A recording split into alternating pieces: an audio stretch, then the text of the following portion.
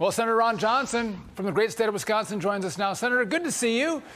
So we have Joe Biden announcing his re-election campaign today on Twitter, talking about freedom. I mean, it's not freedom for gun owners or Catholics or parents who protest their school boards, pro-lifers, those who want to buy a gas car versus an EV car. Is that message of freedom going to work with the American people, Senator?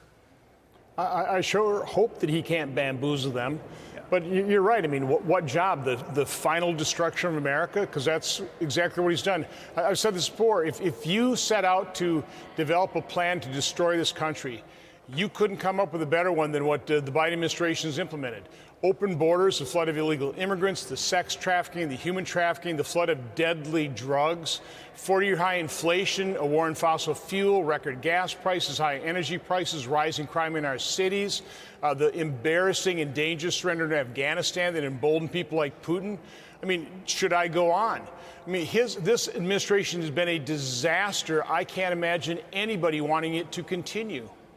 Well, it all comes down, Senator, to are you better off than you were 4 years ago? And when asked, the American people, when asked, are you better off than you were 2 years ago? This was in February. 4 in 10 Americans said they were worse off financially, and that was the worst that it had been in 37 years.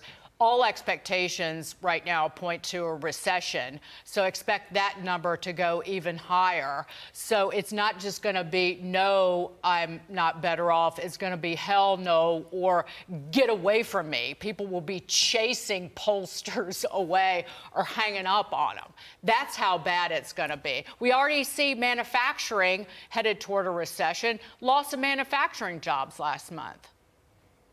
You know, the metric I've always used is a dollar you held at the start of the Biden administration is now worth less than 87 cents. That's just in 2 years.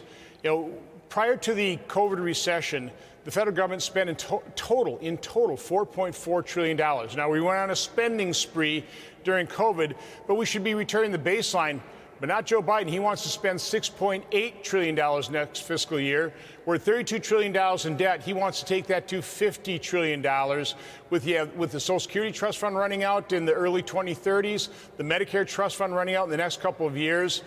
There's nothing you can look at that is more positive. And, of course, the division that the radical left is pushing in this country, things like transgenderism, pushing that on our children, all these crazy ideas.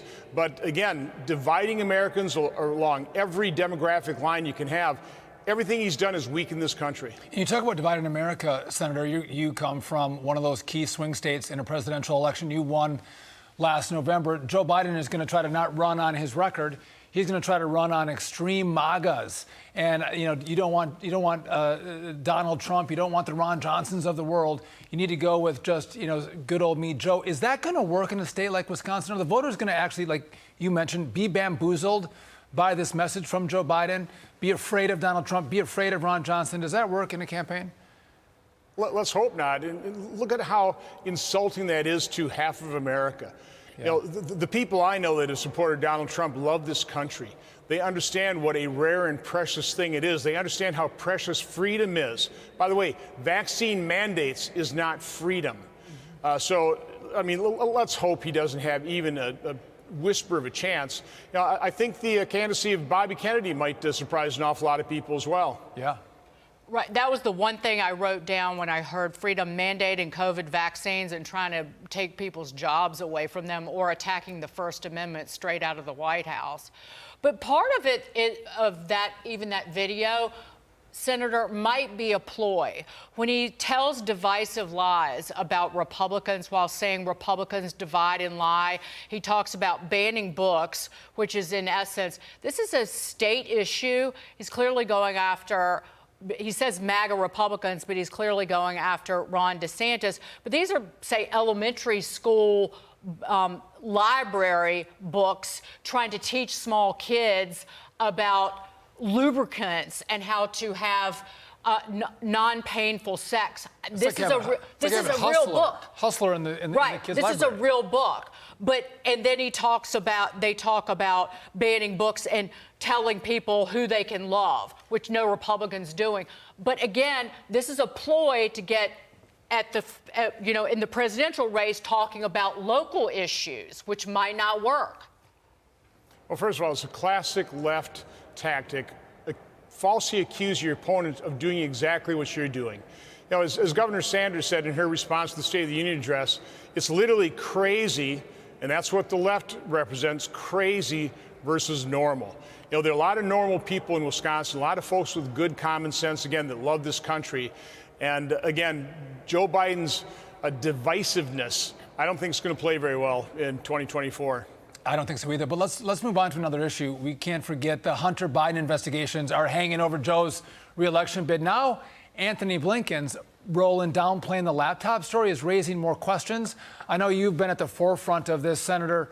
Where do you see this investigation going? Are the American people going to see how the deep state tried to work and influence the 2020 election? And can we stop that in 2024? Well, fortunately, we're having whistleblowers now, and we have Republicans in the majority in the House that have subpoena power, so they're starting to interview folks. And people need to understand what the Biden campaign did with Joe's blessing and perpetrated really by our now Secretary of State, Anthony Blinken. They're the ones that ginned up that letter from 51 former intelligence officials that was the greatest fraud on the American electorate in the history of this country. Those 51 intelligence officials, together with Anthony Blinken and Joe Biden, who then used that and lied to the American public a couple days later during the debate, that interfered in our election to a far greater extent than anything Russia or China ever could have hoped to accomplish. So people need to understand that. Of course, the mainstream media won't point this out, but certainly you folks on Fox and Fox Business will. Senator, thank you so much.